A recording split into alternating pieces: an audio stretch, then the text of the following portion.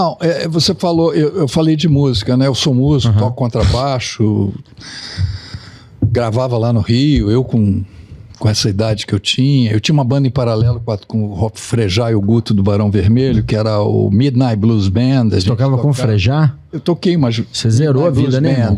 Zerou bem a vida, hein? Meu sonho de consumo, juro por Deus. Se eu tivesse dinheiro na minha vida, eu falava pro Frejá assim, toca uma música aqui em casa. Você tá meio tenso? Você falta de cabelo? Tá meio tenso. Tá tenso. Aí eu tinha uma banda em paralelo com eles, que era o Midnight Blues Band.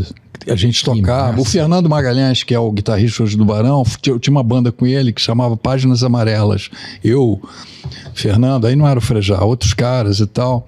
E aí o circuito todo, eu conhecia muita gente e tal, gravava lá na antiga Poligram e tocava baixo. E aí, naquela época, eu tinha 21 anos, meus amigos falavam assim, pô, Ricardo, você é músico, por que você não vai a Londres ver aquelas bandas tocarem? Porque eu era roqueiro, blues, jazz. Porque naquele tempo, deixa eu falar para vocês não eram nem projeto para nascer, né? Estou falando de 1973, correto? Só o Antônio. Só o Antônio. Só o Antônio. E aí, aquelas bandas não vinham tocar no Brasil. Não vinham. América do Sul, Brasil nem se fala. Os Pink Floyd da vida, Rolling Stones, Beatles já tinham terminado, 73, e The Who, Yes. E aí eu falava, porra, mas é caro pra cacete você fazer uma viagem pra lá. Naquele tempo, você fazer uma viagem pro exterior era um evento. Era um evento. Os caras iam viajando de terno e gravata e não sei o quê. Enfim, e era caro pra cacete. Era caro, assim... Eu já trabalhava... Carro, né? Assim... Eu já trabalhava, já estagiava, trabalhava com engenharia, estava no 2º ano de engenharia, economizei meu rico dinheirinho e entrei numa agência da Varig, que ficava lá no Copacabana Palace pro lado da Avenida Copacabana. Tinha uma lojinha da Varig e saí de lá com meu... Imagina, o meu desejo, a minha paixão realizada. E aí começa a história do voo. Meu voo era Rio, Paris, Londres. A Varig naquele tempo era a única empresa brasileira que fazia voos internacionais. E o horário era às 11 da noite e lá fui eu. E aí começa essa história toda, porque desde o momento que eu marquei o meu lugar, porque... Eu sempre ouvia falar, não sei se vocês já ouviram falar isso, sempre quando acontecia um acidente aéreo, a cauda, a traseira do avião era a parte que ficava mais protegida. Alguém já ouviu falar nisso? Já. Não. Já, né? Eu fiquei com isso na cabeça, falei, porque quando você escolhia o seu lugar naquela época, estou falando da década de 70, você tinha... Era quando você fazia o seu check-in, na hora de você comprar. Ah, eu quero aqui. Eu falei, eu quero ser o primeiro a chegar lá. Eu fui sozinho. Eu quero ser o primeiro a escolher o meu lugar, que eu quero viajar lá atrás. E aí, claro que eu cheguei lá. Cheguei 5 horas da tarde, meu voo era 11 da noite. E fui o primeiro, evidentemente. Cheguei para a atendente, falei que queria a última fileira. Ela falou, olha, a última fileira não vai ser possível, porque... A tripulação descansa na última fileira. Uma tripulação, só para vocês terem ideia, uma tripulação de um 707 na época, um Boeing, eram 17 tripulantes. Era muita gente. Mas por que isso tudo? Para atender, você fala? De atendimento? Era serviço, tripulação, né? Geral. Não, piloto, copiloto. E tinha piloto, copiloto. 3, 4 navegador. Tinha o piloto, copiloto, tinha os reservas do piloto, copiloto, tinham navegadores, 2 que não tinham GPS. O que eles faziam? Altos cálculos. De rota. E à noite seguiam pelas estrelas. Não é possível. 2 navegadores. E tinham 2 mecânicos chamados engenheiros de voo também. Então vai somando. Claro, fora aeromoço. Não, e fora uma pessoa... E um serviço que era era um serviço de bordo. Era de verdade, caro, né? Era um serviço... E fora uma pessoa que não ia em todos os voos, mas nesse voo estava, que era uma pessoa que ia paisana da Varig para inspecionar como é que estava o serviço lá dentro. Era o cliente oculto. Era o Bruno. Então, eram 17, ela falou, tem a penúltima, tem a fileira 27, janelinha F, eu falei, beleza. E aí, voo tranquilo, já estou no voo, já estou voando, o avião lotado, e tinham 2 poltronas, as únicas poltronas vagas em todo o avião eram as 2 poltronas do meu lado. Porra, e pra mim, cara, eu tenho 1,92, classe turística, meu joelhinho quase no meu rosto. E eu com a facilidade dos dois lugares. Na minha frente viajava um cantor muito famoso, vocês não vão saber, mas a velha guarda sabe, que é o Agostinho dos Santos. Se vocês forem lá no Google, esse cara era um puta cantor famoso na época. O cara entrava no avião, era que nem entrasse hoje o Gil, o Caetano, todo mundo ia, pô, esse cara. Que legal. Era esse cara.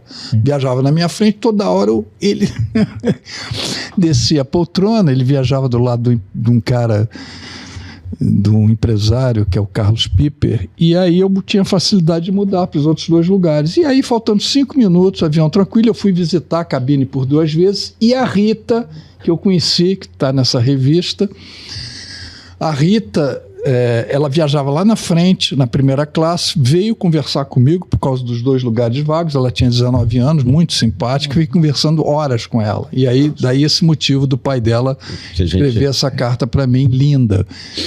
E aí... Só vou ler aqui. Aqui tem uma carta. Não, o final dela é incrível. Pois é, vou ler o último parágrafo. A carta aqui exata do pai dela. O final é assim: soube também pelos jornais que esteve com a minha filha Rita e que conversou com ela no avião. Espero de coração que ela tenha sido corajosa até o fim. Nossa. Ai. Sem palavras, muito emocionante.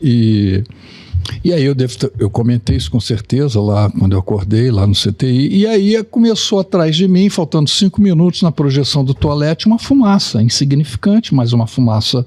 5 minutos para descer em... 5 minutos para descer em Orly, no aeroporto em Paris. Faltando 5 minutos para chegar na escala. Voou tudo. Ou seja, já estava baixo o avião, teoricamente. 2.000 metros de altitude. Estava baixo, já estava em processo de descida mesmo. 2.000 metros de altitude, começou uma fumaça que ninguém deu bola na projeção do toalete. E todos já com cinto, e eu, por puro instinto, tirei o meu cinto. Já tinha visitado a cabine 2 vezes, já sabia o caminho. Tirei o meu cinto, falei, não vou ficar aqui, fui andando para frente. Quando eu cheguei lá na frente, tomei uma bronca do comissário, falando, ô garoto... Então vamos pousar, pô. Cara, você quer visitar de novo a cabine? Não pode, é proibido. Volta pro seu lugar. E eu desobedeci. Parecia que tinha alguém me impulsionando assim. Eu fui para frente, desobedeci o cara. Aliás, tem uma frase do Dalai Lama que me veio à cabeça que diz o seguinte: aprenda as regras e quebre algumas. E foi exatamente isso que aconteceu comigo. Quando eu cheguei lá na frente, a fumaça já tinha tomado conta de todo o avião, inclusive lá onde eu estava. Ela foi saindo simultaneamente pelo revestimento, igualzinho aquela fumacinha, aquela condensação que sai no ar-condicionado lá do avião, que às vezes sai aquela fumacinha. Sei. Só que começou a sair aquela fumaça preta pelo revestimento. Nossa. Foi envolvendo todo mundo sentado nas poltronas, os passageiros, sem que eles tivessem o menor poder de reação, os passageiros. Eles foram morrendo no ar, asfixiados. Nossa. E eu lá na frente, em pé, não enxergava um palmo na minha frente. Aí veio um filme na minha cabeça, em fração de segundos. Eu estou contando isso, foi 2 minutos tudo. Eu me despedindo da vida, veio um flashback, um filme, minha família, meus amigos, e senti, literalmente, alguém me puxando, me abraçando, me segurando. Não era ninguém dentro do avião. Eu falei, pronto, é a morte que está me abraçando, me levando. Sensação única que eu estou tendo. Quando que eu ia ter essa sensação? E aí o avião começou a inclinar muito, eu caí no chão de bruços, fiquei estirado ali na frente, e o avião conseguiu fazer um pouso de emergência numa plantação de cebolas. As pessoas perguntam, pô, mas não dava tempo de chegar no aeroporto? Onde a fumaça, há fogo. Eu não vi o fogo. O avião poderia explodir no ar, em 5 minutos. Eles resolveram fazer isso. Mas e as máscaras de oxigênio? O duto de oxigênio que alimentava as máscaras foi invadido pelo fogo. Não tinha jeito. E aí você imagina... Não, seria até pior, né? A pessoa botar máscara, né? Ia sair direto pra dentro. Fogo com oxigênio ali virou um maçarico. E aí foi uma loucura. E aí ele fez o pouso de emergência, ainda estava acordado. Assim que ele parou, deslizou ainda uns 500 metros, pegou várias árvores, foi um barulho descomunal. E aí eu apaguei. E aí... Vamos colocar as fotos do acidente? E aí me colocaram no helicóptero. Eu tenho essa foto, eu entrando no helicóptero, eu mostro isso na palestra. minutos depois eu estava chegando no hospital em coma. Eu fiquei 30 horas em coma. Alguém morreu em decorrência do acidente em si ou não? Não, do pouso não. Do pouso não. Morreram no ar. E se alguém chegou com vida, foram carbonizados, porque o teto do avião pegou fogo todo. Caiu em chamas. Caiu em cima das pessoas. Não, a sorte que eu caí de bruço, eu tenho queimaduras aqui. Você tem uma queimadura, né? Terceiro grau. Nas costas, nas nádegas. Porque você estava deitado, né? Você caiu no chão, né? Sorte que eu estava de bruço. Se eu tivesse de frente... Aqui, ó, essa foto aqui mostra bem, né? Assim, aqui em cima já está tudo derretido, né? Do livro é do avião. Olha só como é que é a capa do livro. Aqui, é todo derretido o avião. Mostra pro pessoal. Mostrando aqui, ó. Todo derretido aqui o avião, aqui, ó. E tem uma foto aqui dentro que ela é muito importante. Eu não senti, evidentemente, mas se eu tivesse de frente, os órgãos aqui são mais expostos, eu não sobreviveria. Então todos os corpos ficaram carbonizados. Se alguém, como você me perguntou, chegou com vida ali, como eu cheguei, foram queimados, carbonizados. Eu poderia ter. E a tripulação sobreviveu porque estava na cabine? Alguns sobreviveram porque estavam dentro da cabine. Outros que estavam fora da cabine, na verdade... Mas e a tripulação que estava lá atrás? Isso que eu não entendi. Não tinha gente lá atrás? Morreram. Ah, então parte da tripulação também morreu. Morreu. Foram quantos sobreviventes, perdão? Foram 10 tripulantes que sobreviveram. E você? E um passageiro que fui eu. Então, dos 17 tripulantes, 7 morreram nessa. E provavelmente eles estavam lá atrás. Isso. E teve um até que estava. O Lito já me corrigiu 2 vezes. O Lito falou assim: Ricardo, quando você quer falar lá na cabine dos pilotos, não é cabine, é cockpit. Cockpit. E quando você quer falar de turbina do avião, não é turbina, é motor. E aí, dentro do cockpit, tinha um cara que era recém-casado com uma aeromoça que estava lá atrás. Ele saiu correndo, foi lá pegar a aeromoça e ficou também. Putz. Ele estava dentro do cockpit. Ele era um engenheiro de voo. Ele era um navegador, não, era engenheiro de voo, mecânico de voo. Salvar a colega. A mulher dele, recém-casados. Ai, cara. Bom, e aí eu cheguei em coma no hospital, e aí as pessoas... Tinha os caras da Varig já no hospital. Eu estava sem roupa, muito queimado, cheio de fuligem, irreconhecível. Os caras falando assim, apontando para mim, falando assim: ah, esse é o nosso comissário. É o Sérgio Balbino. O Balbino, que tinha morrido, tinha o meu porte físico, moreno e tal. E a turma pensando que era o Balbino. E aí a primeira notícia no Brasil é que todos os passageiros, eu era o Balbino, todos os passageiros estavam mortos. E aí foi uma loucura. Esse é perto de Paris, né? Bem pertinho. É pertinho, do lado. 5 minutos. Tem até um mapazinho aí aqui, ó. Aqui. E aí uma ilhazinha, parece. Né? E aí através dessa notícia, meus pais souberam, vocês imaginam. Todo mundo. A notícia que chegou no Brasil foi que todos os passageiros faleceram. E nessa época a notícia ainda demora a chegar, não é igual hoje, né? Então, assim, os pais deles já deviam estar preocupados porque não tinha dado notícia. E aí, eu em coma. Chegar a próxima informação. É o próximo jornal, né, irmão? Eu em coma. Não, primeiro jornal, o Cid Moreira, eu mostro esse vídeo na palestra, o Cid Moreira falando, todos os passageiros mortos. Puta, que legal, hein? E aí minha faculdade... Porque até então você era o comissário. Eu era o comissário, exato. Eu estava em coma. Uhum. E aí a minha faculdade, que eu mostro na palestra um comunicado que eles colocaram no mural da minha faculdade, está lá. A Universidade Católica de Petrópolis comunica o falecimento do aluno do curso de engenharia Ricardo Trajano, ocorrido no desastre da Varig, dia 11 de julho. E era desesperador. É uma tragédia, 123 mortos, e era desesperador porque meu pai... Vocês imaginam lá em casa... isso são os corpos carbonizados, sentados nas poltronas. Vocês imaginam meus pais e lá em casa, meus amigos depois falando comigo, meu pai encomendando o meu sepultamento, e a dona Cat, minha querida mãe, que faleceu há 6 anos atrás, aos 97 anos, falando assim: o meu filho não morreu. E todo mundo falando assim: coitada da mãe do Ricardo, a ficha dela não caiu. Ricardo morreu, o pai dele está encomendando sepultamento. Como é que ela fica falando isso? E ela falava a todo instante: meu filho não morreu, meu filho não morreu, meu filho está vivo. Mãe é mãe. E nesse período que eu fiquei em coma, Eu devia estar escutando o tempo todo lá, é o Balbino, esse cara é o Balbino. E aí, tem até aí esse bilhete. Eu pedi uma folha de papel. Tem algum médico aqui, não? Não.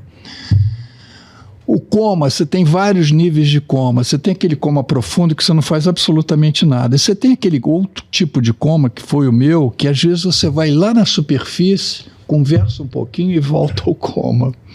E foi num desses momentos que eu devia estar ouvindo o tempo todo me chamarem de Balbino, Sérgio Balbino. Eu pedi uma folha de papel e uma caneta, e com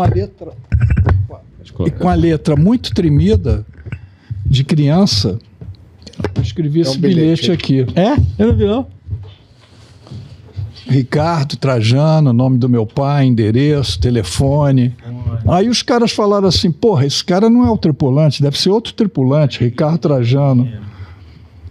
E aí... Que bacana, cara. E aí eles foram na lista de tripulantes, porque eu era um outro tripulante, Ricardo Trajano, não achava o meu nome. E aí foram na lista de passageiros apenas para dar uma checada. De repente os caras falam, pô, esse cara é passageiro, não é possível, como é que esse cara tava lá na frente? O Balbino morreu. O Balbino... Na hora vai pô. Agora, pessoal, quem tá curioso em saber o livro aqui, ó, vamos, do Ivan Santana. Esse livro, infelizmente, não tem mais nas livrarias. Caixa Preta, o relato de 3 desastres aéreos brasileiros. Vocês acham esse livro no sebo, tá? No sebo, acho. No estante virtual, vocês acham ele. E em breve em breve, filme, né? Não, eu vou lançar meu livro, fazer um... E vai voltar aqui para falar. Até janeiro, fevereiro, março do próximo ano, agora, que está aqui na Poca, vou lançar o meu livro. Bom, enfim. E aí, os caras falaram, pô, esse cara é passageiro. Aí ligam lá para casa, lá em casa um velório. Meu pai atende o telefone, senhor Reginaldo, nós queríamos comunicar ao senhor que houve uma troca de identificação de corpos, seu filho está vivo, está muito mal, mas está vivo. De um velório lá em casa virou uma festa e minha mãe levantou do sofá dando banho em todo mundo. Exatamente. Exatamente. Que legal. E aí foi um segundo tempo aí dessa jornada. Foram 30 horas de CTI? Não, de coma. De coma. De CTI foram 2 meses. Eu fiquei no CTI em Paris, depois fiquei 1 mês no Rio de Janeiro. Mas